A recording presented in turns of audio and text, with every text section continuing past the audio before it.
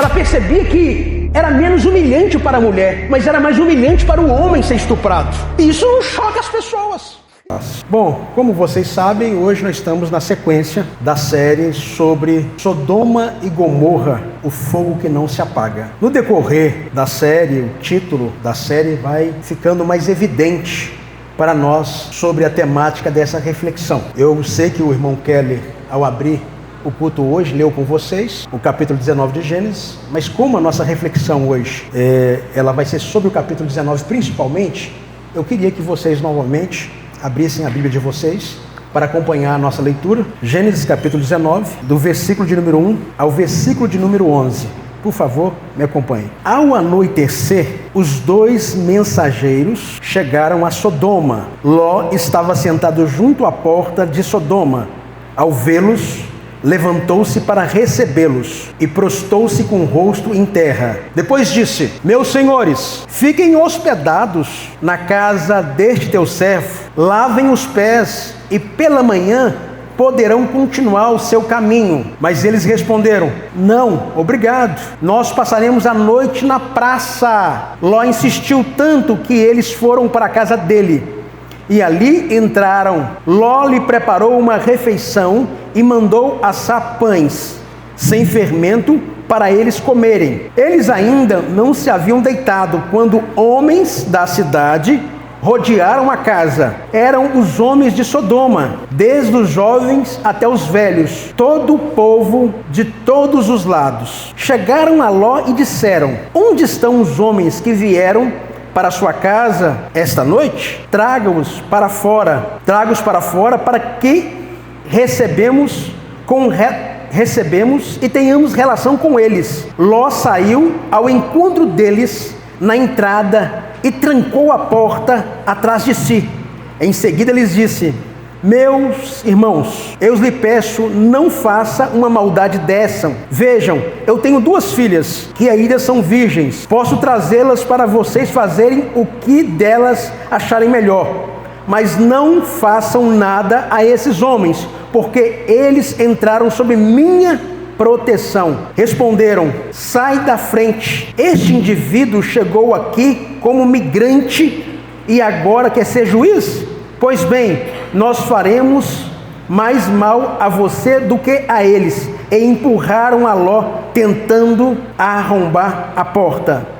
Os homens que ele hospedava, porém, entenderam, 10 novamente. Os homens que ele hospedava, porém, estenderam a mão e fizeram Ló entrar na casa com eles e fecharam a porta. Quanto aos homens que estavam na entrada da casa, ele os feriram de cegueira, do menor ao maior, de modo que não conseguiram achar entrada. Bom, hoje nós vamos para a segunda pregação dessa série. Nós começamos domingo passado, não é isso mesmo? E no domingo passado nós refletimos um pouco sobre o ambiente de recepção sobre Sodoma e Gomorra, e foi muito importante porque nós entendemos aqui como que o ambiente de recepção de um texto, ele é muito potente, ele é capaz de moldar a nossa leitura, enviesar o nosso óculos de leitura. E isso ficou muito evidente, e esse enviesamento, esse vício de leitura, vamos colocar assim, ele pode ser para bem ou para mal. Mas nós compreendemos aqui na semana passada que, infelizmente,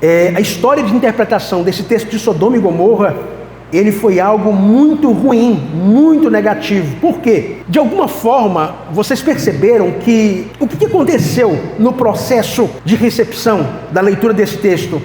Houve uma espécie de sodomização dos pecados ou transgressões dos sodomitas. E quando eu falo sodomização, eu digo para vocês, naquele sentido que foi inventado a palavra sodomia no século XI depois de Cristo, ou na Alta Idade Média, pelo teólogo Pedro Damião. Nós refletimos aqui na semana passada que a palavra sodomia é uma criação posterior, e ela é um reducionismo, portanto, da linguagem empregada na Bíblia para descrever o comportamento dos moradores de Sodoma e Gomorra. Então, na semana passada nós preocupamos somente em lidar com o ambiente de recepção. Nós trabalhamos o texto bíblico e trabalhamos um pouco a história. Hoje nós vamos focar precisamente no texto de Gênesis capítulo 19, que é o texto que produziu mais males entendidos historicamente sobre essa passagem. Bom, a gente está falando aqui de Sodoma e Gomorra, mas vocês vão observar que não é só a narrativa de Gênesis 19 que produziu equívoco historicamente. Eu vou fazer uma pergunta para vocês aqui. Quem já ouviu falar de onanismo? Douglas? Os irmãos depois de 40 já ouviu falar de onanismo, né? Interessante que onanismo é uma expressão que o dicionário Aurélio definia como prática de masturbação. E o onanismo era digno de punição, um pecado grave na história da igreja. O onanismo está inspirado no capítulo 38 do livro de Gênesis. É aquela interrupção que Onã faz do coito, e por muito tempo a igreja trabalhou a masturbação como algo a ser condenado, baseado nessa narrativa de Onã. A gente conhece muito esse texto, a irmã Karen pregou esse texto para nós aqui em algumas ocasiões. O que nós temos lá, na verdade, não é uma masturbação, nós temos um tipo de interrupção do coito dentro de um contexto da lei do levirato. Nós temos um tipo de violência patrimonial contra uma mulher. No entanto, na história da igreja, na história da recepção de Gênesis capítulo 38, houve um equívoco quanto a esse texto. Somente mais recentemente, com o avanço das ciências bíblicas, percebeu que isso era um equívoco na história da igreja. Portanto, vocês vão perceber que não é só o termo sodomia, inspirado no capítulo 19 do livro de Gênesis, que produziu equívocos historicamente. Mas hoje eu queria chamar a atenção de vocês porque a nossa reflexão é um pouco mais pesada. Nós vamos lidar com textos aqui indigestos para a nossa leitura moderna. Então eu quero chamar a atenção de vocês para nós nos concentrarmos aí no capítulo 19 de Gênesis. E a proposta nossa hoje é mostrar a história de Sodoma e Gomorra, que não é normalmente contada. Vocês vão perceber que uma das maiores fraudes na história da igreja foi justamente a criação dessa palavra sodomia, como muito bem refletido aqui na semana passada. De modo geral, irmãos e irmãs, o texto de Gênesis 19 é um dos textos mais repercutidos no próprio ambiente da Bíblia. Como eu discuti com vocês aqui na semana passada, existe o ambiente de recepção na história, para além do período bíblico, e existe o ambiente de recepção que repercutiu Gênesis capítulo 19, que está na própria Bíblia. Só para vocês terem uma ideia, depois de Gênesis 19, Sodoma e Gomorra aparece na Bíblia por 13 vezes só no Antigo Testamento. Depois, no Novo Testamento, nós temos 8 ocorrências de Sodoma e Gomorra. Nós temos em Jesus, repercutindo por 4 vezes Sodoma e Gomorra, e nós temos depois nas cartas de Pedro e Judas falando sobre Sodoma e Gomorra. Então, vocês vão observar que na maioria das vezes, as cidades Sodoma e Gomorra, elas são invocadas na Bíblia como símbolo do mal, e como um aviso de destruição sobre pessoas e nações transgressoras. Observe bem, em Deuteronômio capítulo 29, versículo 23, e Deuteronômio capítulo 32, versículo 32, vocês vão prestar atenção que quando o mal de Sodoma e Gomorra são especificados, o foco geralmente é na injustiça, na opressão e também na idolatria. Isso é muito significativo. Por quê? Vocês lembram que nós refletimos aqui sobre o profeta Isaías, por exemplo, que ele denunciou que Judá, na sua época, era uma nação pecadora, e ele compara os governantes de Judá com os governantes de Sodoma e Gomorra. Isso está lá em Isaías capítulo 1, versículo 10. Mas quando ele vai elencar esses pecados de Sodoma e Gomorra, que o leva a comparar as autoridades, os políticos, os representantes do povo com Sodoma e Gomorra, o que vocês vão observar? Ainda no mesmo capítulo de Isaías 1, versículo 21 ao versículo 23. Isso deve chamar a nossa atenção. O que Isaías vai deixar claro lá, quando ele fala sobre os pecados de Judá, que leva a ele a comparar com Sodoma e Gomorra, e que possivelmente conduziu à morte dele no governo do rei Manassés? Ele diz o seguinte: antes, sobre Judá, era cheia de justiça, a retidão habitava nela, mas agora, assassinos, a vossa prata tornou-se em escória, o vosso vinho fino diluído em água, os vossos governantes são rebeldes, cúmplices de ladrões, todos eles amam o suborno e correm atrás de presentes, não defendem a causa do órfão, a causa da viúva não é apresentada a eles. Preste atenção, que quando Isaías está preocupado em especificar as transgressões de Sodoma e Gomorra, para comparar a Judá do 8º século, no qual ele exerceu o seu profetismo, Isaías vai especificar ou elencar os tipos de comportamento que caracterizou Jerusalém na época dele. Depois, no capítulo 4, só para a gente refrescar um pouco a cabeça, de Amós, versículo 1 ao 11, e Sofonias, capítulo 2, do versículo 8 a 11, lá eles invocam Sodoma e Gomorra para alerta sobre o julgamento de Deus sobre aqueles que oprimem os pobres ou que abundantemente insultam e zombam do povo de Deus. Ou seja, ele vai classificar os pecados de forma muito ampla de Sodoma e Gomorra, sempre estão relacionados à injustiça, à opressão, abandono de causa de minorias na época, dentre elas órfão, viúva e também o estrangeiro. Isso é muito significativo porque isso vai lançar luz no nosso texto hoje. Depois de nós termos refletido, portanto, então, sobre o ambiente de interpretação de Gênesis 19:11 na semana passada, considerando então os profetas, o Novo Testamento, hoje eu quero concentrar com vocês no contexto do capítulo 19 do livro de Gênesis. E o interessante,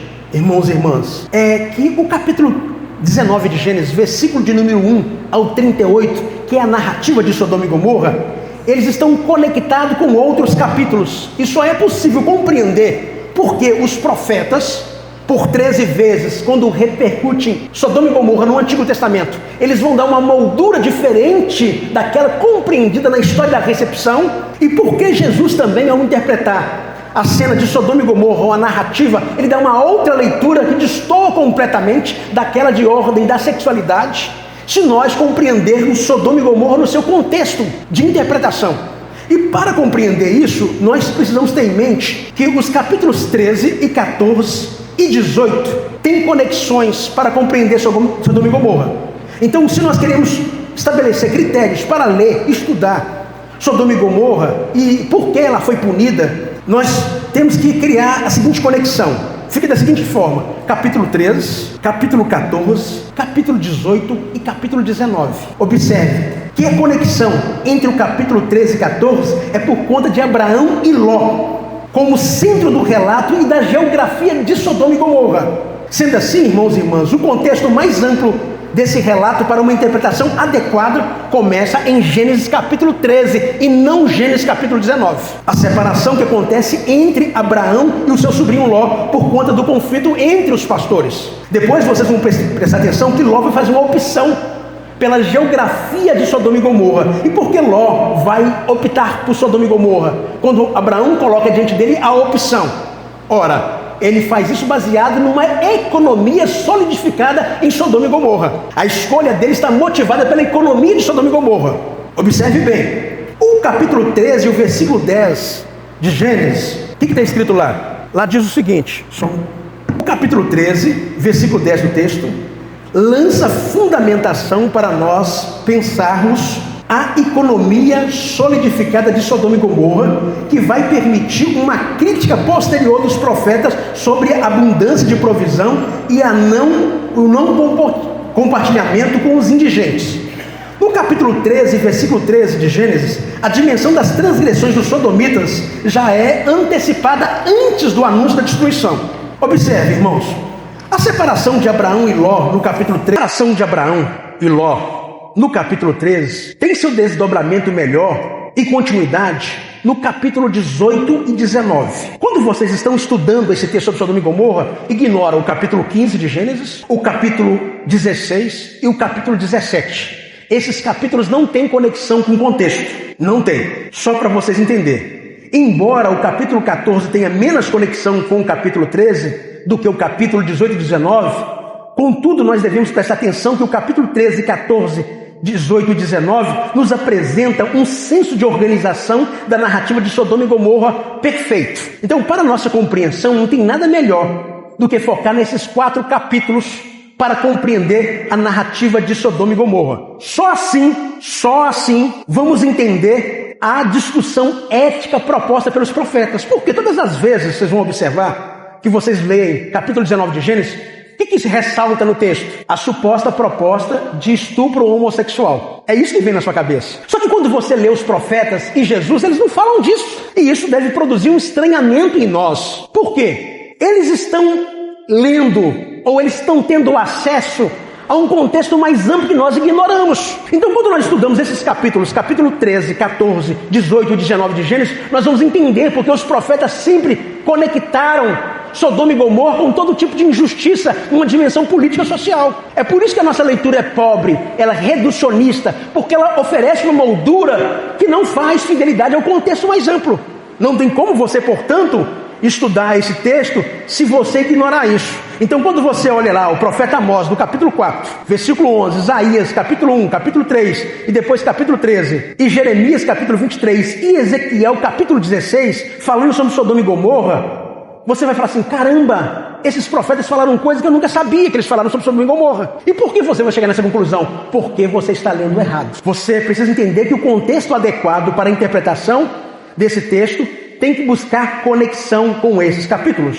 Portanto, buscar o contexto mais amplo do capítulo 18 é muito importante para o entendimento também do capítulo 19 de Gênesis. Por quê, irmãos e irmãs? E aqui nós começamos a nossa reflexão. Vocês vão observar que o capítulo 18 de Gênesis, versículo 20 ao 21, tem uma informação que vocês jamais podem ignorar. E se vocês puderem riscar isso na Bíblia de vocês, vão fazer muito bem. Lá nos informa, no capítulo 18, versículo 20 ao 21, o motivo que Deus destruiu Sodoma e Gomorra antes da destruição de Sodoma e Gomorra. O motivo revelado está no capítulo 18. E o motivo revelado não é porque Deus viu que homens queriam conhecer homens em uma experiência sexual em Sodoma e Gomorra. O motivo não é esse. Se vocês prestarem atenção, o motivo apresentado a Abraão é pelo grito, o clamor em algumas traduções. Deus ouviu o clamor das pessoas. Deus ouviu o grito das pessoas. E esse grito se multiplicou e chegou até o Senhor. Como observado por São Jerônimo no período patrístico,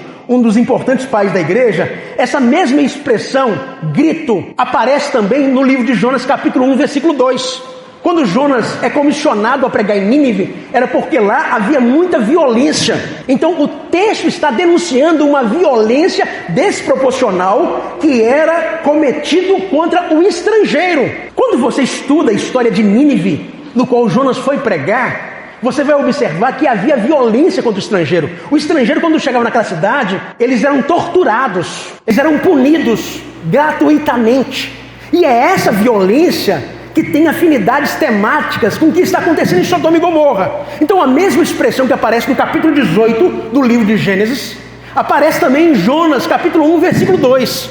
E um dos primeiros pais da igreja a observar isso foi São Jerônimo, o que traduziu a famosa Bíblia Vulgata. Ele é responsável por mostrar essa afinidade temática. Então, em ambos os contextos, prevalece um espírito de violência, de abuso, e não apenas um ódio pelo estrangeiro e falta de hospitalidade, mas uma violência desproporcional que é aterrorizante. Só para vocês entenderem, irmãos e irmãs, em hebraico, essa expressão que aparece em Gênesis capítulo 18, versículo 21 e 22, que é grito, segundo um especialista de Antigo Testamento, que Deus tenha memória dele, Milton Schwantz, um dos biblistas mais importantes do Antigo Testamento no Brasil, ele diz o seguinte, que esse grito por socorro, ele é impetrado por pessoas injustiçadas em suas reivindicações por justiça. Ou seja, o que está acontecendo em Sodoma e Gomorra é que as pessoas estão sendo privadas de justiça. E diante desse grito que é dado e é constatado no capítulo 18,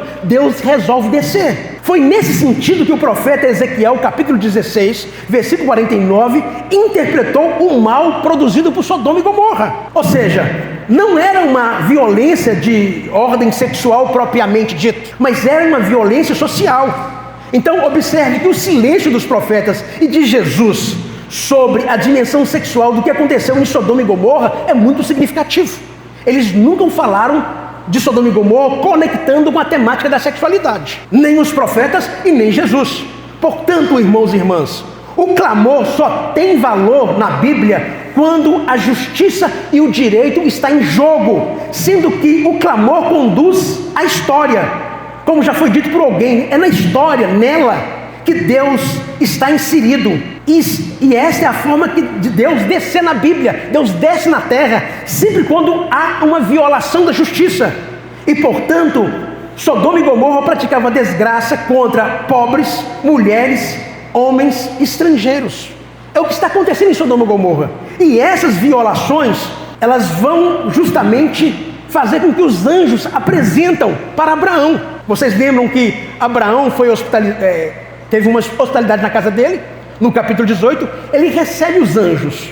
Esta hospitalidade que Abraão oferece no capítulo 18, ela é uma chave de interpretação para o capítulo 19. Aparecem 3 seres angelicais na casa de Abraão. E esses 3 seres angelicais são recebidos por Abraão. E Abraão e Sara oferecem uma hospitalidade para esses seres angelicais. E essa hospitalidade é muito interessante porque ela vai contrastar com o que acontece depois no capítulo 19 de Gênesis, quando esses mesmos seres angelicais se achegam em Sodoma e Gomorra para avaliar se eles vão ofertar para eles um acolhimento ou não. Gente, presta muita atenção.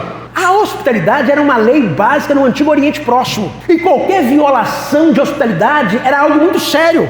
As pessoas não tinham acesso a lugares para ficar como hoje. A hospitalidade era algo sagrado, porque caso as pessoas dormissem na praça, elas corriam o risco de sofrer violência naquele modelo de sociedade. Então havia uma escassez de hospitalidade. Então quando alguém oferecia hospitalidade, que era uma lei básica, era muito importante para acolher o estrangeiro, aquele que não tinha parente naquele lugar, naquela cidade. E os anjos que aparecem no capítulo 18, como chave de interpretação do capítulo 19 de Gênesis, o que eles fazem? Eles vêm averiguar se há hospitalidade. E aí começa um diálogo entre eles e quem? Depois que eles vão lá, Abraão recebe eles perfeitamente, só que Abraão começa uma luta. Por quê? Foi anunciado para Abraão como amigo de Deus que Deus vai destruir Sodoma e Gomorra por causa das injustiças que estão acontecendo lá. E aí o que acontece no texto? Acontece que vocês vão observar que Abraão, então, depois que os anjos se ausentam, ele começa um diálogo com Deus. E nesse diálogo com Deus ele começa a interceder. Como que Deus poderia preservar Sodoma e Gomorra e não destruir Sodoma e Gomorra? E aí ele começa a citar um número de pessoas. Deus, se tiver 50, 40, 20, o Senhor vai preservar. Ele começa uma luta, porque ele sabia que o sobrinho dele estava lá. E ele não queria que o sobrinho sofresse as consequências dessa punição sobre Sodoma e Gomorra. E o mais interessante é que vocês vão observar que o tempo todo Abraão começa a interceder e ele chega no limite de 10 pessoas. Por que Abraão não ultrapassou o limite de 10? Ele pergunta: se tiver 10 justos, o Senhor destrói a cidade? E Deus disse: não, eu não vou destruir a cidade. Porque o número 10 era um número chave, era um grêmio de pessoas que, se elas comprometessem com uma cidade cheia de violações e transgressões, Deus jamais ia destruir a cidade. Mas esse era o limite. Uma cidade poderia ser preservada se tivesse 10 justos. E justos aqui, irmãos e irmãs, não é justo só para Deus, ou justo no sentido religioso. O justo no contexto de 19 de Gênesis, ou capítulo 18, melhor dizendo, o justo aqui é em prol da justiça, das relações sociais e humanas que dão a vida para todo o grupo. Justo aqui tem outra conexão, sendo que apenas 10 pessoas justas eram suficiente para uma cidade corrupta nas proporções de Sodoma e Gomorra ser preservada. Por isso que ele entra nessa luta com Deus. E na Bíblia, justiça e justo são experiências, acima de tudo, comunitárias. Então Abraão está lutando com Deus para saber como que Deus ia fazer se houvesse 10 justos na cidade. Na verdade ele começou 40, aí vem diminuindo até chegar no número de 10. Ele sabia que ele não podia ultrapassar esse limite, porque na compreensão daquele ambiente cultural, 10 era o limite. Se tivesse 10 pessoas comprometidas com o bem-estar da comunidade, aquela comunidade tinha possibilidade de ser salva, de ser preservada. Só que aí Abraão chegou no limite. Os anjos foram lá averiguar se havia hospitalidade em Sodoma e Gomorra, a lei mais básica do Antigo Oriente Próximo, ou se eles vão violar essa lei básica. E quando o anjo que teve lá no Abraão, na casa de Abraão, e foram bem acolhidos por Abraão e Sara, quando eles chegam na cidade, o que vocês vão observar? Eles estão preocupados justamente com a violação das leis básicas. E quando eles chegam na praça, eles são imediatamente acolhidos por Ló. Ló vai acolher eles são acolhidos. Eles queriam dormir na praça, Ló não permitiu que eles dormissem em praça, levou eles para casa. E quando chega lá, nós percebemos o quê? Nós percebemos que os vários moradores de Sodoma, homens, rapazes, meninos, várias faixas etárias, foram bater na casa de Ló porque eles queriam conhecer os homens que estavam lá dentro. Essa é a passagem mais conhecida sobre Sodoma e Gomorra e a menos importante sobre a palavra conhecer. Por quê? Observe que a palavra conhecer aqui, no contexto, ela tem dimensão sexual. Embora na maioria das vezes que aparece no Antigo Testamento, ela não tem essa conotação. Mas aqui, o contexto define que tem dimensão sexual. E aí, quando eles querem violar esses estrangeiros que estão lá por conta do ódio, para humilhação, imediatamente Ló recua. Ló se posiciona do ponto de vista ético. E Ló fala, vocês não vão fazer isso. Ló se expõe, na verdade. Ele foi corajoso. Só, irmãos e irmãs, que nós temos um problema nesse texto. Por quê? Vocês vão observar que ao mesmo tempo que Ló se dispõe a proteger esses homens visitantes, ele oferece as suas filhas que são virgens. E pouca atenção se presta nessa cena que está acontecendo aqui, na história da interpretação desse texto. Por quê? Ló está dizendo assim, olha, vocês não podem violar sexualmente esses homens que eu nem conheço eles. Mas as minhas filhas que são virgens, vocês podem fazer o que vocês quiserem com ela. Vocês podem usar dela a noite toda. Por que isso é interessante? Ao mesmo tempo que Ló é justo e ético, ele é também perverso. Ele é perverso. E essa perversidade, evidentemente, mostra para nós que o problema desse texto tem uma questão de gênero em evidência. Por quê? Não poderia violentar os homens estrangeiros que Ló mal conhecia, mas poderia violar as suas filhas. Essa disponibilidade de Ló em dizer que as suas filhas poderiam ser violentadas no texto é muito significativo, porque na história da interpretação desse texto nunca apareceu sobre a cena das filhas de Ló. Nunca inspirou uma palavra que denunciasse o que Ló fez com as suas filhas. Mas todo o equívoco na história da interpretação se concentra em quê? Ora, nos homens querendo violentar outros homens. Observe, irmãos, não tem nenhuma relação homoafetiva nesse texto. Tem uma sugestão de estupro. Mas o estupro nesse contexto, seja ele heterossexual ou homossexual, o estupro é um problema, ele é um crime. Só que não acontece uma sugestão de estupro somente homossexual. Há uma sugestão de estupro heterossexual também. Observe que esses homens queriam só humilhar. O sexo ali era a ferramenta de humilhação naquele ambiente. Eles queriam humilhar o estrangeiro. E essa humilhação, Ló pensou assim, olha, vocês não vão humilhar os estrangeiros, mas vocês podem humilhar as minhas filhas. Porque a moralidade convencional, o que ela percebia ali? Ela percebia que era menos humilhante para a mulher, mas era mais humilhante para o homem ser estuprado. E isso não choca as pessoas. E aí, evidentemente que vocês conhecem muito bem o capítulo 19 de Gênesis. E no capítulo 19, Ló vai dizer o seguinte, eu tenho aqui, primeiro, filhas que são virgens. Depois, ele diz o seguinte, eu vou conduzi-las para fora da casa e deixá-las disponível para vocês. E terceiro, ele diz o seguinte, vocês podem fazer com elas o que quisessem. Isso nunca chocou a história da interpretação desse texto. Houve então uma sugestão de dois tipos de estupro aqui. O estupro homossexual, e é estupro, e ele é problemático tanto como o estupro heterossexual, e houve uma sugestão de estupro heterossexual. Mas na história da interpretação isso nunca foi mencionado. E para vocês entenderem ainda mais o problema aqui, irmãos e irmãs, Ló consegue sobressair com as suas filhas dali. Ló foge com as suas filhas. E quando Ló foge com as suas filhas, os anjos vão livrar Ló, eles vão se ausentar. Lá no final do capítulo 38, já finalizando, o que acontece? Acontece estupro, irmão, no texto. As filhas de Ló acham que estão sozinhas no mundo. Todo mundo foi destruído. E elas vão embriagar Ló de acordo com o texto. E vão estuprá-lo a noite toda. As duas filhas vão se engravidar dele. Está no capítulo 19 de Gênesis. Só que isso nunca foi citado. Nós temos um problema de incesto aqui. Algo que acontece muito nos modelos de famílias tradicionais. Estatisticamente falando, irmãos, os estupros e violências acontecem justamente no modelo tradicional de família. Onde tem um pai, um padrasto, onde tem um tio, um primo, alguém próximo da família que vai praticar esse tipo de abuso. Só que nós nunca olhamos para isso, porque a sugestão de estupro homossexual no texto, que é irrelevante, não era nem baseado na orientação dessas pessoas, era num prazer de violentar as pessoas, era uma cultura do estupro do qual Ló se opõe a ela a princípio, com os estrangeiros. E aqui está contrastando o tempo todo com o capítulo 18 de Gênesis, com a hospitalidade que Abraão oferta para esses mesmos anjos. Está mostrando que Ló também é justo nesse sentido. Apesar de Ló ser justo como nós concluímos aqui, o texto conclui também, porque Ló é removido desse ambiente. O que é importante vocês prestarem atenção? A mulher naquele modelo de sociedade não tinha valor quanto a essa questão. Se era desonroso, era humilhante um homem ser estuprado, não era para a mulher. E possivelmente as filhas de Ló também devem ter percebido que o pai delas ofereceu elas para serem estupradas. E portanto, mesmo que o texto justifique que elas pensaram assim, só temos nós na terra, vamos povoar a terra, é possível que elas estão vingando do pai ao estuprá-lo na verdade. E diz o texto que ele foi tão embriagado que no dia seguinte ele não lembrava de nada, mas as filhas estupraram ele a noite toda. Observem bem, no capítulo 19 de Gênesis, portanto, nós temos duas sugestões de estupro, um homossexual e outro heterossexual, que não aconteceram.